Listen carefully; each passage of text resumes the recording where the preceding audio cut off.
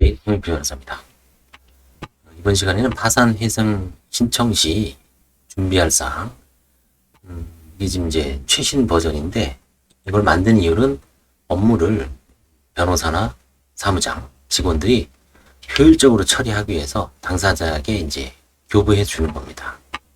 교부해 주는 거예요. 그래서 이게 이제 주로 잘 안 되니까 이걸 매뉴얼화한 거죠.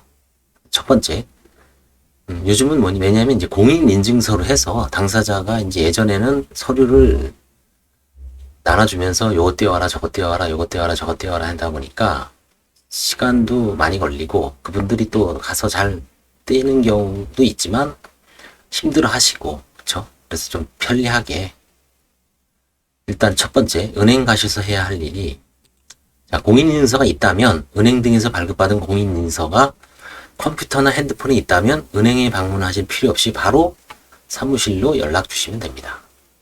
자, 근데 이제 공인인증서가 없는 분이 있죠. 기존 거래가 있었던 은행에 압류 등이나 거래 중지가 되어 있어도 상관없습니다. 내가 혹시 신용불량자 압류가 되어 있어서 나는 공인인증서를 못 만들지 않을까라고 지레 겁을 먹을 필요는 없습니다. 그래서 기존 거래가 있었던 은행, 아무 은행이나 상관없습니다. 방문하여 공동인증서 발급해달라고 하면 인증서 번호 등이 적힌 서류와 OTP 카드 또는 보안카드를 주죠. 이를 사무실에 전달해 주시거나 은행에서 준 서류 내용을 사진 찍어 보내주시면 됩니다. 다만 은행에서 발급 후 3일 이내에 등록 절차를 마치지 않으면 이 인증서는 자동으로 폐기되니 사무실 방문 전 은행에 들러 이 절차를 진행하여 주시기 바랍니다. 이대로 하시면 돼요. 3. 은행에 등록된 핸드폰 번호 확인. 그리고 은행에 등록된 핸드폰 번호가 지금 사용하고 있는 핸드폰 번호와 같은지 은행 직원에 물어보시고 만일 다르다면 지금 사용하고 있는 핸드폰 번호로 변경해 주시면 됩니다. 법원에서 요청하는 계좌통합정보조회는 은행에 등록된 핸드폰 번호로 확인 문자를 보내주기 때문입니다. 사용하고 계신 핸드폰이 본인 명의가 아니어도 괜찮습니다. 결국은 은행에 등록된 핸드폰 번호를 일치시키라는 얘기죠. 그래서 일단 공인인증서를 등록하거나 이제 확립하는 게 일단 첫 번째 임무입니다. 자, 그 다음에 이제 주민센터, 동사무소죠, 옛날. 거기 가서 이제 할 일이 있습니다. 인감증명서 발급을 받으십시오. 이것도 이제 부채증명서를 대행 발급을 위해서는 인감증명서가 필요해서 그렇죠. 본인이 하겠다면 필요 없지만 그래도 뭐 이걸 일일이 기관 다니면서 뭐 하시는 분들은 별로 없습니다. 만일 대행 발급을 원하지 않으시면 인감증명서는 필요 없습니다. 대신 해당 은행이나 기관에 직접 방문하셔서 부채증명서를 발급받아 오시면 되는데 쉽지 않으니 가급적 대행해서 뭐 한 10,000원 정도 하거든요. 기관마다 발급받는 게 편합니다. 뭐 10명이면 10만원 정도 들고 20명이면 한 20만원 듭니다. 근데 그걸 뭐 충분히 그 값을 합니다. 그 다음에 이제 인감 도장이 없으시면 도장을 만들어 자신이 주민등록 주소지를 관할한 주민센터에서 인감 등록하시고 인감증명서를 발급받아 오시기 바랍니다. 주민등록 주소지에다가 해야 됩니다. 아무 주민센터에 간다고 하는 거 아닙니다.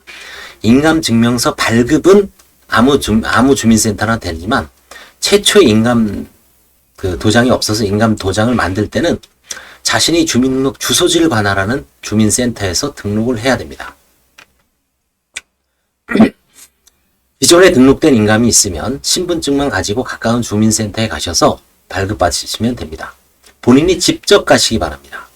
위임한 사람이 신분증과 인감도장을 가지면 대리로 발행이 가능하나 대리인을 통하여 발행한 인감증명서는 우리가 대행 발급할 때 받아주지 않는 기관들이 많습니다. 그래서 인감증명서는 반드시 본인이 직접 가시기 바랍니다. 이것도 대리시킨다 그러면 참 문제가 많습니다. 발급받을 인감증명서 통수는 채권자 중에서 개인 채권자를 제외한 은행이나 기관의 수 플러스 여유있게 5통을 더 해주시면 5통 정도를 더 발급받으시면 됩니다. 예를 들어 채권자가 국민은행, 신한은행, 한국자산관리사, 개인 홍길동이면 개인 채권자인 홍길동을 제외한 3회 플러스 5를 더한 8통을 발급받으시면 됩니다. 자, 그리고 깜빡하시는 게 인감증명서만 보내시는 분이 있어요. 인감도장을 같이 보내셔야 합니다. 간혹 인감도장이 아닌 도장을 보내시는 경우가 있으니 꼭 확인 부탁드립니다. 이것도 이제 원래는 이 서류를 본인이 편하게 하기 위해서 그런 거예요. 뭐 불안하시면은 그 사람들이 만든 위임장에 본인이 직접 가서 다 찍어줘야 됩니다. 그럼 왔다 갔다 해야죠. 대행 발급기관에 가야 됩니다, 본인이. 그분들이 이제 업무가 끝나면 인감도장을 딱 돌려줘요. 이렇게 반봉투에다가. 인감도장, 근데 뭐 안 찾아가시는 분도 있죠. 새로 만들거나. 그래서 인감도장이 뭐 이런 거 업무하는 그 신청대리인 사무실에는 수십 개가 있습니다. 그래도 혹시 모르니까 놔두죠. 간혹 뭐 한 1년 만에 보내달라는 분들이 있습니다. 자, 그 다음에 이제 지방세 세목별 과세증명서 발급. 이게 지방세 세목별 과세증명서를 한 통 발급받아 오시면 됩니다.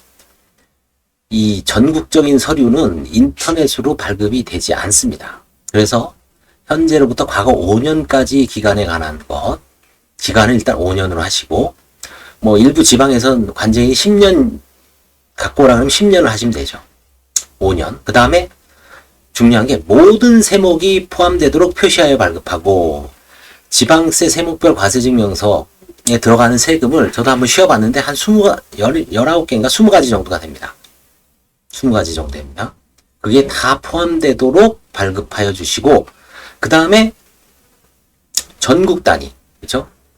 그래서 이것도 암기를 해야 돼요, 사실. 5년, 오모전입니다. 오모전. 5년, 모든 세목, 전국 단위. 이걸 꼭 외워야 돼요. 여기서 하나를 누락하면은 빠꾸 당합니다. 그럼 또 가야 돼요. 오모전. 기억하십시오. 오모전. 우리나라가 전국적으로 17개 시도가 있습니다. 세종특별자치시까지 포함한 겁니다. 서울특별시, 부산광역시, 그다음에 뭐 인천, 대전, 광주, 울산, 그다음에 이제 강원도, 경기도, 충청, 남북도 뭐 이렇게 쉬다 보면 16개가 나오고 하나가 더 나옵니다. 세종특별자치시도 광역자치단체에 들어갑니다. 어느 지자체에 내역이 없으면 없다고 표시되어 있어야 합니다. 그 다음에 자동차 등록원부를 잘 못 발급해요. 자동차 등록원부 갑구을구를 발급하여 주십시오.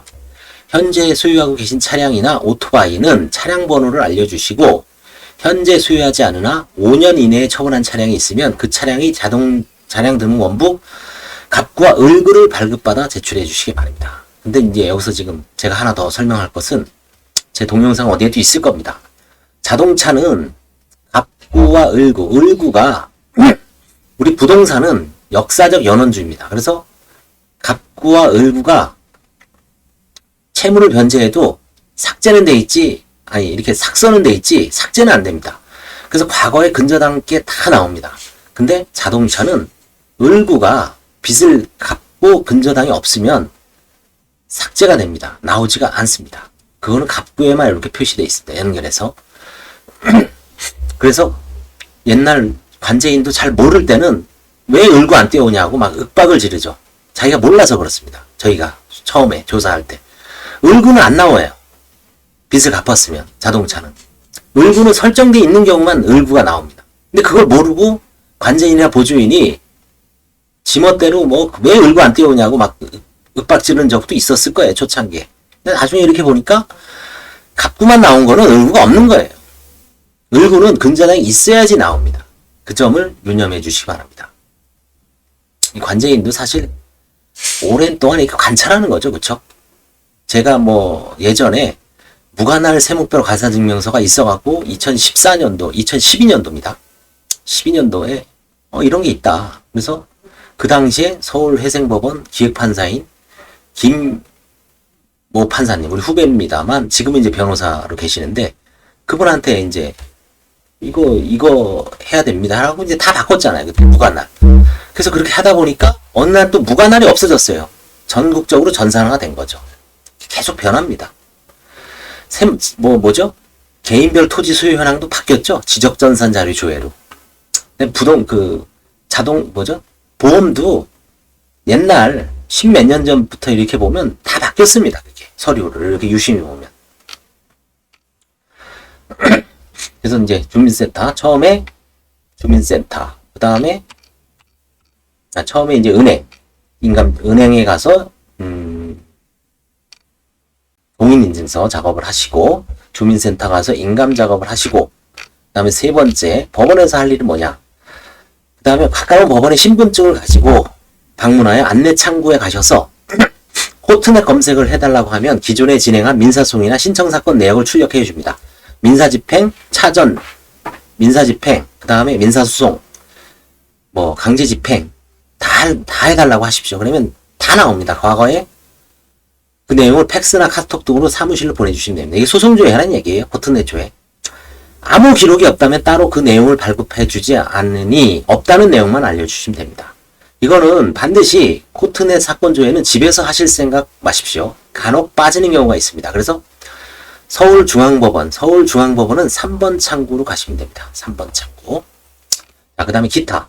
주민등록증이나 운전면허증 앞뒷면을 복사하여 팩스나 핸드폰으로 사진을 찍어 보내주시면 됩니다. 부채증명서 대행 발행 시 신분증 앞뒤가 필요합니다. 그리고 아버님이나 어머님을 함자를 적어주시기 바랍니다. 가족관계증명서 발급 시에 이제 사무실에서 인터넷으로 직원, 전산요원이 이제 들어가죠. 그때 추가 정보가 필요합니다. 그래서 아버님이나 어머님 성함을 적어주시면 됩니다. 그리고 현재 살고 계신 집이 월세이면 임대차 계약서를 복사하여 팩스로 보내주시고 현재 차량이나 오토바이 등을 가지고 계시면 차량 번호를 알려주시면 됩니다. 자, 그리고 알고 계신 채권자가 누구인지 알려주시기 바랍니다. 채권액 등은 상관없습니다. 대행업체를 통해 물색을 해도 빠지는 채권자가 있을 수 있기 때문입니다. 자, 그 다음에 이제 자필 진술서를 작성하십시오. 파산에 이르게 된 경위를 기재한 진술서를 작성해 주시기 바랍니다. 자필이나 물론 워드로 쳐도 되죠. A4지 한 두세 장 정도로 작성해 주시기 바랍니다. 그 다음에 이제 이거 적기가 어려우시니까 샘플도 보내드려요. 샘플 이것저것 다 해서 가정주부형, 사업자 파산형, 그쵸? 그 다음에 노숙자형, 알코올 중독, 여러 가지 유형이 있습니다. 부동산 실패, 되게 한 대여섯 장 정도, 대여섯 건 정도로 사무실마다 다 비슷할 거예요. 이게 개인 파산, 개인회생 하시는 분들이 샘플 다 있습니다. 좋은 거 있으면 이 샘플도 또 이제 좀 이용하죠. 그쵸?